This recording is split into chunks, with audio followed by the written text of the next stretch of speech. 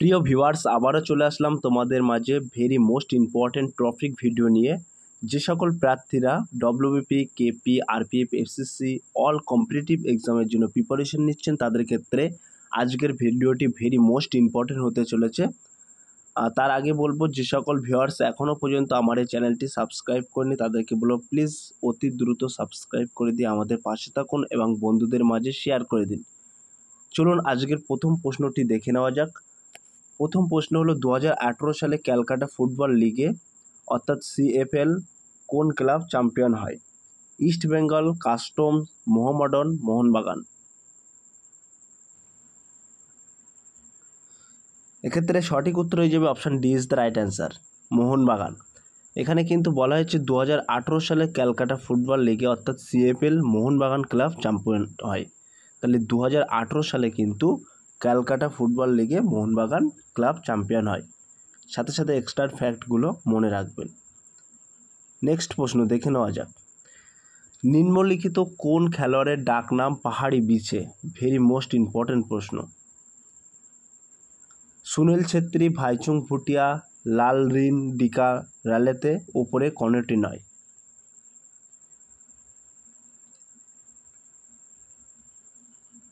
এই প্রশ্ন সঠিক উত্তর হয়ে যাবে option B is the right answer, Bhaichung Bhutia. এখানে বলা হয়েছে পাহাড়ে বিছে ডাকনামটি ভাইচুং ভুটিয়ার, ফুটবলে অসামান্য খেলার জন্য তার এই নামটি দেওয়া হয়েছে। তো প্রিয় ভিউয়ার্স, এখানে কিন্তু ভাইচুং ভুটিয়ার ডাকনাম কিন্তু পাহাড়ি বিছে, অর্থাৎ তিনি কিন্তু পাহাড়ি দেশে জন্মগ্রহণ করেন।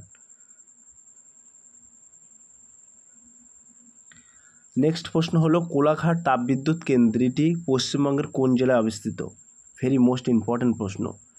পশ্চিম মেদিনীপুর, ঝাড়গ্রাম, পূর্ব মেদিনীপুর, হাওড়া।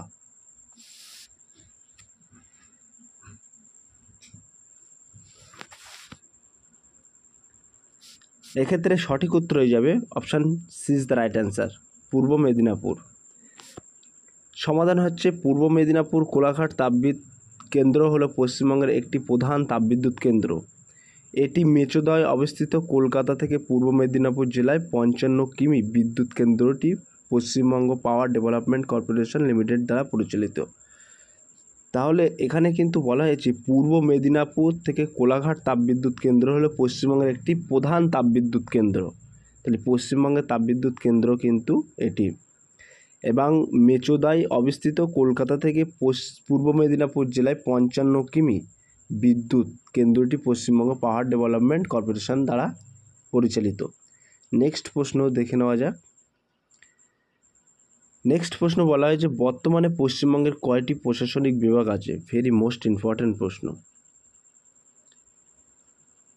3টি, 6টি, 5টি, 9টি।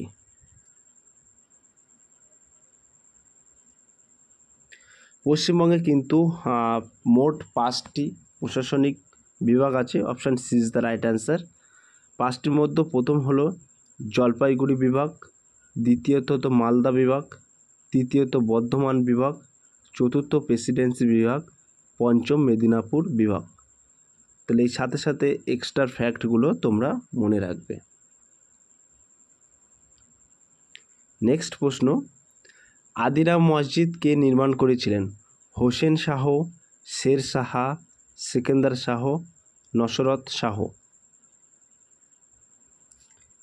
তো এক্ষেত্রে সঠিক উত্তর হয়ে যাবে option C is the right answer, Sikandar Shah. মসজিদটি বঙ্গ সুলতানিয়ার ইলিয়াস শাহী রাজবংশের দ্বিতীয় সুলতান সিকান্দার শাহর আমলে নির্মিত হয়েছিল। মসজিদটি 14 শতাব্দীতে দিল্লি সুলতানের বিরুদ্ধে 2টি জয়ের পর রাজ্যের সাম্রাজ্যিক উচ্চ অঙ্কগুলিকে প্রদর্শনের জন্য ডিজাইন করা হয়েছিল। তাহলে এই মসজিদটি কিন্তু বঙ্গ সুলতানির ইলিয়াস শাহর রাজবংশের দ্বিতীয় সুলতান সিকান্দার শাহর আমলে কিন্তু নির্মিত হয়েছিল। নেক্সট প্রশ্ন দেখে নেওয়া যাক। সতীদাহ প্রথা কার আমলে নিষিদ্ধ হয়েছিল? Warren Hastings, Lord William Bentinck, Lord Canning, Lord Curzon.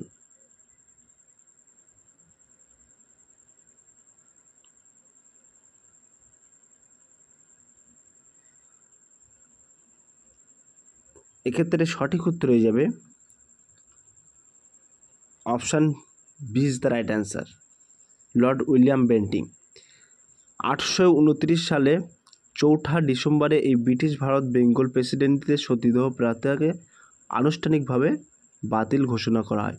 তাহলে 1800 কিন্তু 4 ডিসেম্বরে ব্রিটিশ ভারত বেঙ্গলের প্রেসিডেন্সির সতীদাহ প্রথাকে কিন্তু নিষিদ্ধ করা হয়।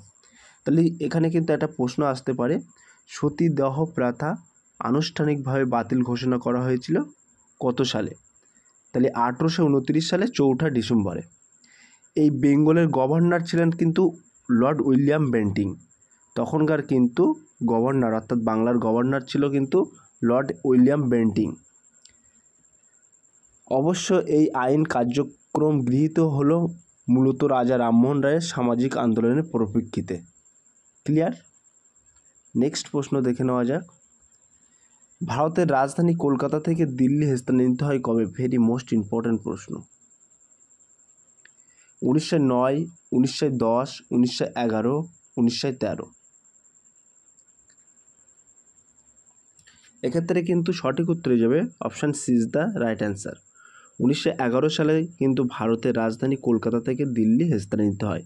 তাহলে 1911 সালে 12 ডিসেম্বর দিল্লি দরবার চলাকালীন ভারতের তৎকালীন সম্রাট জর্জ পঞ্চম কুইন মেরির সাথে তার কনসর্ট ঘোষণা করেছিলেন যে রাজ্য রাজধানী কলকাতা থেকে দিল্লিতে স্থানান্তরিত হবে। তো এখানে কিন্তু এক্সট্রা ফ্যাক্টগুলো তোমরা মনে রাখবেন। 1911 সালে 12 ডিসেম্বর দিল্লির দরবার চলাকালীন ভারতের তৎকালীন কিন্তু সম্রাট ছিল জর্জ পঞ্চম কুইন মেরির সাথে কিন্তু একটা ঘোষণাপত্র করেছিল যে এই রাজ্য রাজধানী কলকাতা থেকে দিল্লিতে স্থানান্তরিত করা হবে। নেক্সট প্রশ্ন, নিম্নলিখিত কাকে রাষ্ট্রগুরু বলে অভিহিত করা হয়? উমেশচন্দ্র বন্দ্যোপাধ্যায়, সুভাষচন্দ্র বোস, অরবিন্দ ঘোষ, সুরেন্দ্রনাথ বন্দ্যোপাধ্যায়। এক্ষেত্রে সঠিক উত্তর হয়ে যাবে option D is the right answer, Surendranath Bandyopadhyay. Sir Surendranath Banerjee British ভারতের স্বাধীনতা আন্দোলনের প্রথম যুগের একজন বিশিষ্ট নেতা। তাহলে স্যার সুরেন্দ্রনাথ ব্রিটিশ ভারত স্বাধীনতা আন্দোলনের কিন্তু প্রথম যুগের একটি বিশিষ্ট নেতা। তিনি ছিলেন 19বিংশ শতাব্দীর রাজনৈতিক সংগঠন ন্যাশনাল কনফারেন্সের প্রতিষ্ঠাতা। তাহলে স্যার সুরেন্দ্রনাথ কিন্তু ন্যাশনাল কনফারেন্সের প্রতিষ্ঠাতা অর্থাৎ 19 শতাব্দীর রাজনৈতিক সংগঠন ন্যাশনাল কনফারেন্সের প্রতিষ্ঠাতা। পরে এই দলটিকে নিয়ে তিনি ভারতীয় জাতীয় কংগ্রেসে যোগ দেন। তাকে রাষ্ট্রগুরুর সম্মানে ভূষিত করা হয়েছিল। ক্লিয়ার? নেক্সট প্রশ্ন, ভারতের 1 নম্বর জাতীয় জলপথ কোথা থেকে কোথা পর্যন্ত আছে? এলাহাবাদ থেকে হলদিয়া জলপথ, মাদুয়া থেকে ধুবড়ি ব্রহ্মপুত্র জলপথ, কোল্লাম থেকে কোট্টাপুরম জলপথ, উপরে কোনোটি নেই। এক্ষেত্রে কিন্তু সঠিক উত্তর হয়ে যাবে option B is the right answer, মাদিয়া থেকে ধুবড়ি ব্রহ্মপুত্র জলপথ।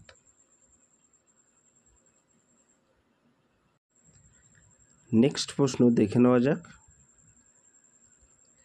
কোন সালে ভারত চীন যুদ্ধ কলকাতাতে প্রভাব ফেলেছিল? ভেরি মোস্ট ইম্পর্ট্যান্ট প্রশ্ন। 1962, 1998, 1990, 2000। এক্ষেত্রে কিন্তু সঠিক উত্তর হয়ে যাবে 1962, অর্থাৎ এ ইজ দ্য রাইট অ্যান্সার। এখানে বলা হয়েছে ভারত চীন যুদ্ধ এবং চীন ভারত সীমান্ত সংঘাত হিসেবে পরিচিত 1962 সালে চীন ও ভারতের মধ্যে একটি যুদ্ধ সংঘটিত হয়েছিল। এই যুদ্ধটি কলকাতাতে খুব বেশি প্রভাবিত করেছিল। সো প্রিয় ভিউয়ার্স, 1962-তে যে ভারত চীন যুদ্ধ হয়েছিল সেই যুদ্ধ কিন্তু কলকাতাতে প্রচুর পরিমাণে প্রভাবিত করেছিল, অর্থাৎ অনেক প্রভাব কিন্তু কলকাতাতে পড়েছিল এই যুদ্ধের। নেক্সট প্রশ্ন, কোন সালে ক্যালকাটা থেকে কলকাতা নামকরণ করা হয়? ভেরি মোস্ট ইম্পর্ট্যান্ট প্রশ্ন। 2000, 2001, 2003, 2004। এক্ষেত্রে কিন্তু সঠিক উত্তর হয়ে যাবে option B is the right answer. 2001 সালে কিন্তু ক্যালকাটা থেকে কলকাতা নামকরণ করা হয়। 2001 সালে কলকাতা আনুষ্ঠানিকভাবে 2001 সালে কলকাতার নাম পরিবর্তন করে এখানে জয় শহর সম্পর্কে আরও পড়ুন। Kolkata the city of joy, পূর্বে কলকাতার নাম পরিচিত ভারতের বৃহত্তম শহরগুলির মধ্যে একটি। অর্থাৎ পূর্বে কিন্তু এই কলকাতার নাম ছিল সিটি অফ জয়, আর 2001 সালে কিন্তু ক্যালকাটা থেকে কলকাতার নামকরণ করা হয়েছে। নেক্সট প্রশ্ন হচ্ছে, পাঞ্চেত পাহাড় নিম্নলিখিত কোন জেলাতে অবস্থিত? পূর্ব মেদিনীপুর, পুরুলিয়া, বাঁকুড়া, বীরভূম।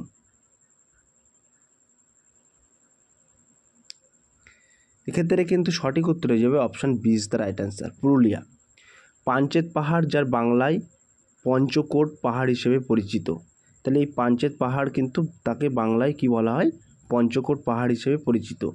এটি কিন্তু ভারতের পশ্চিমবঙ্গ রাজ্যের পুরুলিয়া জেলার উত্তর পূর্ব সীমান্তে নেতুরিয়া কমিউনিটি ডেভেলপমেন্ট ব্লকে অবস্থিত। ক্লিয়ার? সাথে সাথে এক্সট্রা ফ্যাক্টগুলো তোমরা জেনে রাখবে। প্রিয় ভিউয়ার্স, আমাদের ডেসক্রিপশান বক্সে হোয়াটসঅ্যাপ গ্রুপ লিঙ্ক এবং টেলিগ্রাম গ্রুপ লিঙ্ক দেওয়া আছে। তোমরা যদি কেউ যুক্ত হতে চাও সরাসরি ওই লিঙ্কে ক্লিক করে যুক্ত হতে পারবেন। নেক্সট প্রশ্ন হলো, মুকুটমণিপুর পর্যটন স্থানটি নিম্নলিখিত কোন জেলায় অবস্থিত? দক্ষিণ চব্বিশ পরগনা, পুরুলিয়া, বাঁকুড়া, বীরভূম।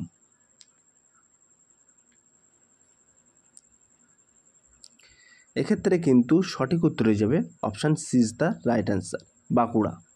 মুকুটমণিপুর ভারতের পশ্চিমবঙ্গের বাঁকুড়া জেলার একটি গ্রাম।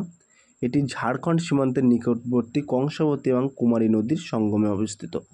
তাহলে এই মুকুটমণি কিন্তু বাঁকুড়া জেলাতে অবস্থিত, ভারতের পশ্চিমবঙ্গ বাঁকুড়া জেলার একটি গ্রাম।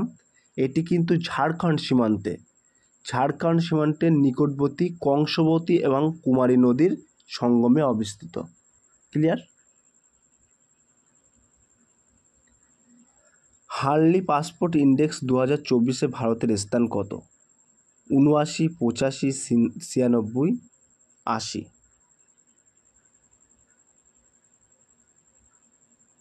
এক্ষেত্রে কিন্তু সঠিক উত্তর হয়ে যাবে option D is the right answer, 80। প্রথম স্থানে রয়েছে কিন্তু ফ্রান্স, তারপরে জার্মানি, ইতালি এবং স্পেন। ক্লিয়ার? নেক্সট প্রশ্ন হলো, ইউনিয়ন পাবলিক সার্ভিস কমিশন অর্থাৎ ইউপিএসসি এর মেম্বার পদে নিযুক্ত হলেন কে? ব্রিজমোহন, শিলা বর্ধন, মনীষ শর্মা, শ্রীকান্ত বেরা।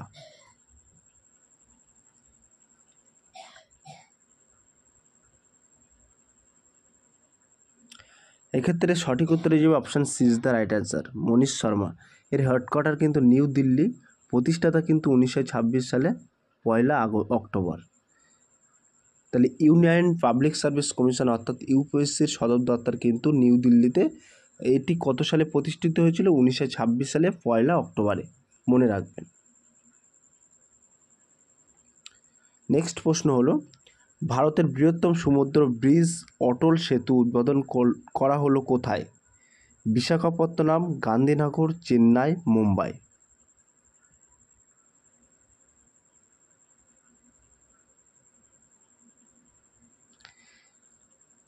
এই প্রশ্নের সঠিক উত্তর হয়ে যাবে option B is the right answer, Gandhinagar. এটি কিন্তু 21.8 কিমি দীর্ঘ। এটি উদ্বোধন করলেন নরেন্দ্র মোদী।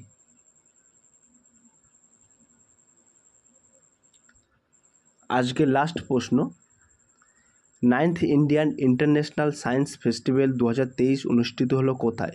ফরিদাবাদ, আহমেদাবাদ, জয়পুর, পানিপথ। সো প্রিয় ভিউয়ার্স, এটি তোমাদের জন্য হোমওয়ার্ক থাকলো। তোমরা সঠিক উত্তরটি কমেন্ট সেকশন বক্সে কমেন্ট করে জানিয়ে দিও। সো প্রিয় ভিউয়ার্স, এই ছিল আজকের ভিডিওটি। যদি ভিডিওটি ভালো লেগে থাকে প্লিজ লাইক, কমেন্ট এবং শেয়ার করে দিন বন্ধুদের মাঝে। ফিরে আসছে আগামী দিনে তোমাদের জন্য নতুন একটি টপিক ভিডিও নিয়ে।